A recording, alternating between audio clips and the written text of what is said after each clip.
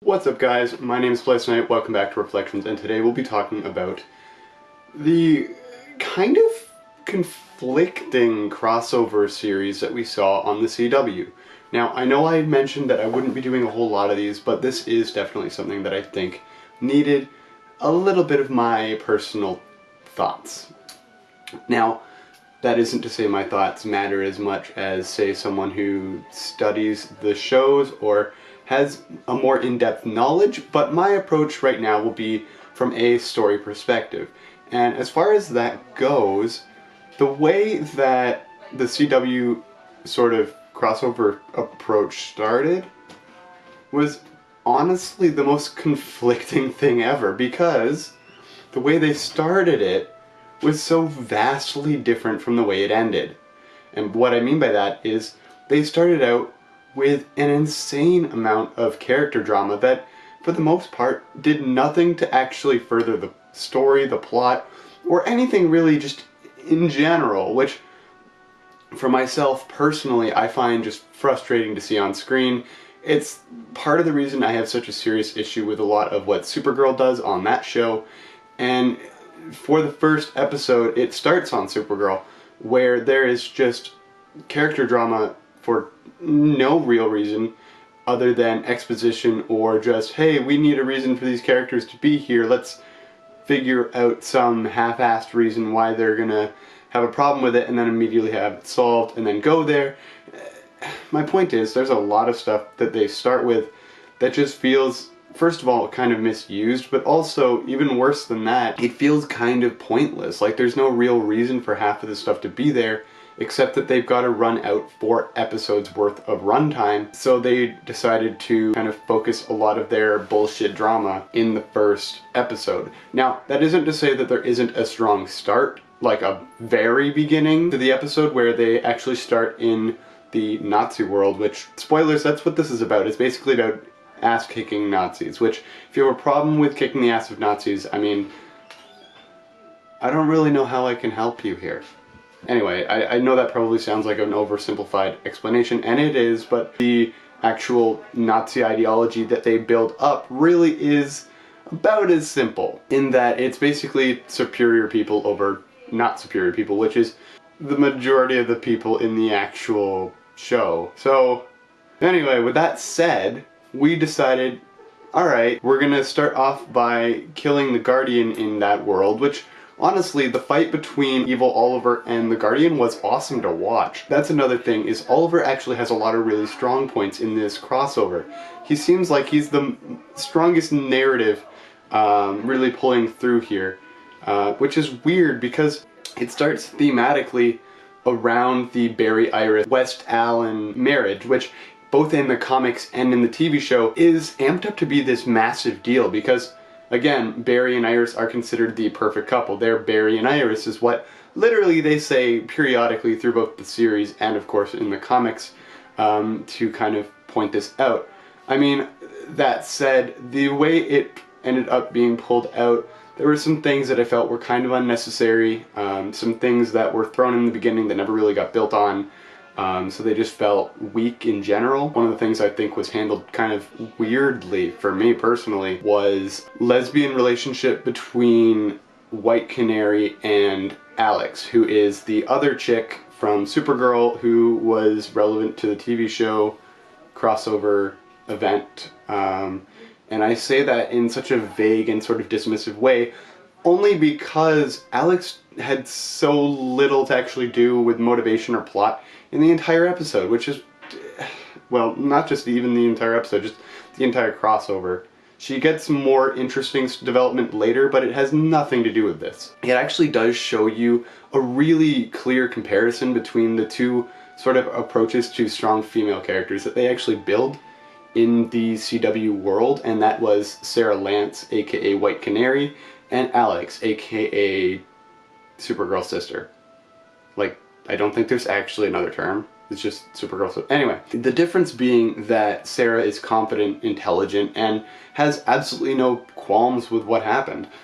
Now, I'm not going to go into specifics because it literally is just them drinking and then it cuts to the night after. So yeah, I mean, there's not really a whole lot of specifics to go into, but Sarah just carries it confidently, whereas Alex has this weird habit of blaming it on her acting very much like a guy. It's a very guy thing to do, which I feel like is just her throwing this massive blame game for no reason. And again, it feels like it detracts from the overall narrative to throw in this weird propaganda-y sounding fuck guys for, I guess, acting the way you just did. I see, this is my problem with that. Anyway, moving along from the drama bullshit, we eventually get some really interesting trade-offs in that Supergirl, who's someone I've been iffy about, even this season, where I thought it was getting stronger, and then they kind of went back to the more of the character drama and the pretty heavy-handed feminism ideas.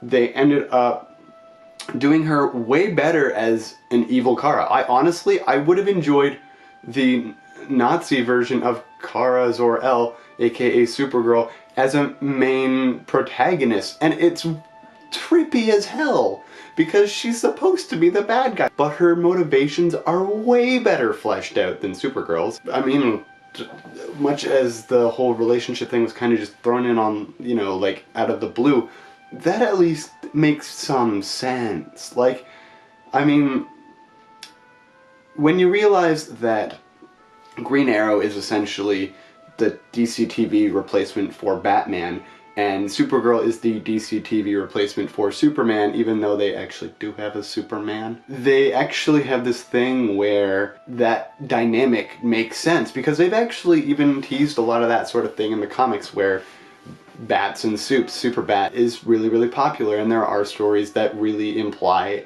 more than friends relationship. Now that said, it's not hugely important, and again, it's just bullshit relationship drama that honestly we should just fucking ignore because it's not super important.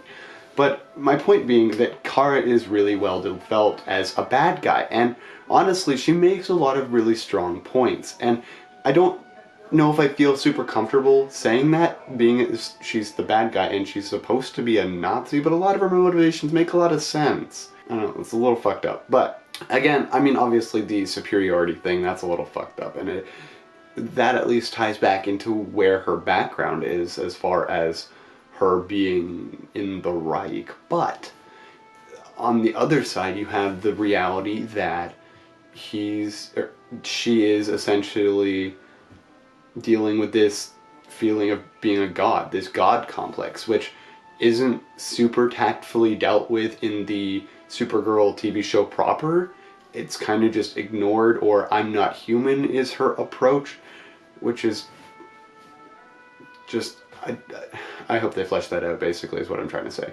But moving on to the rest of the crossover, so some interesting stuff came along with that whole idea, that whole fucking rigmarole, but we also see some interesting trade-off, seeing finally Tommy Merlin brought back, but this time as a bad guy who is cutthroat enough to actually take his own life within the first 2 episodes of the crossover, which really kind of shocked me. I mean, I know it should be obvious he's really only a token character. Of course they're going to kill him off, not bring him back. It was interesting to see the emotional dynamic between him and Ollie, because Ollie does have that kind of history with him.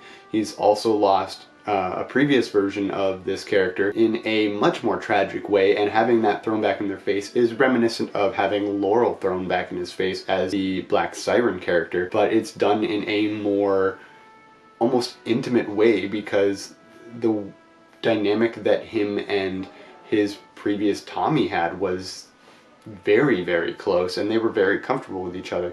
So having that sort of dynamic thrust into Ollie's chest is honestly very interesting, and I personally enjoyed it. Now, that said, obviously there are going to be some people who dislike it, especially since he was basically playing Prometheus, and they had a chance to actually get the real Prometheus brought in there.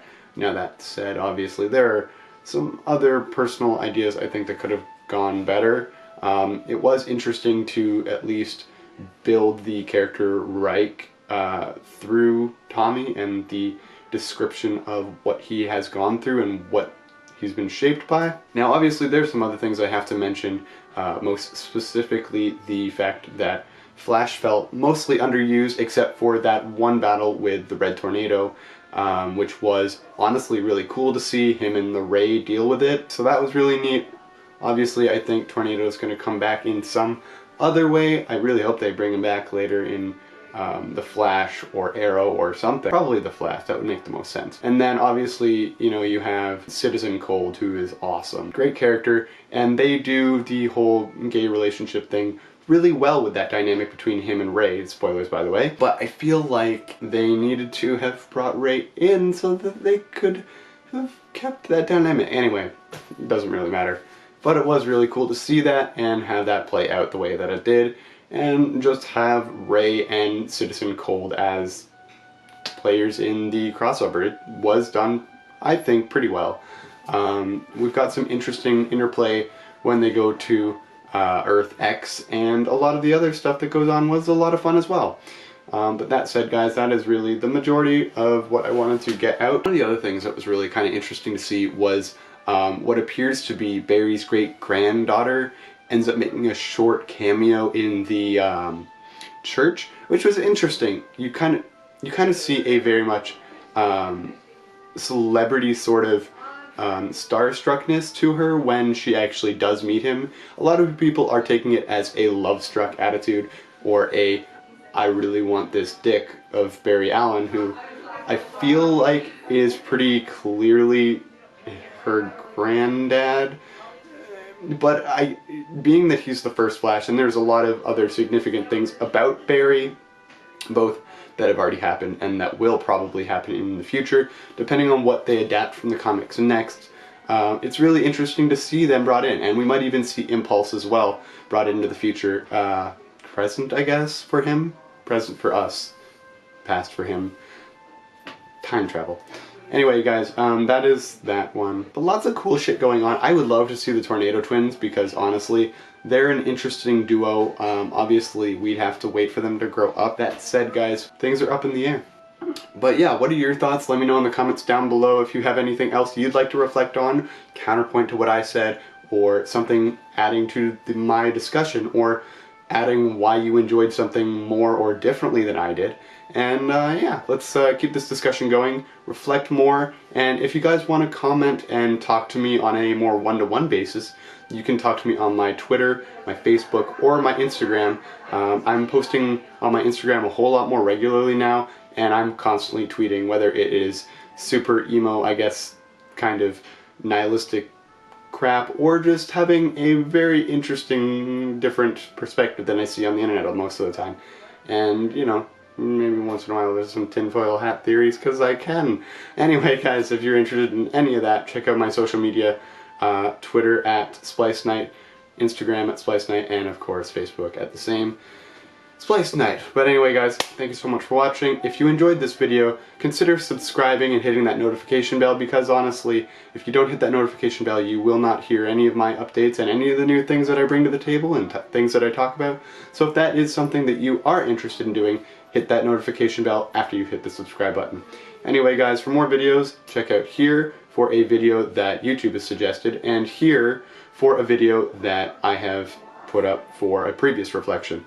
Anyway, guys, thank you so much for watching. Splice out, and I will talk to you guys next time.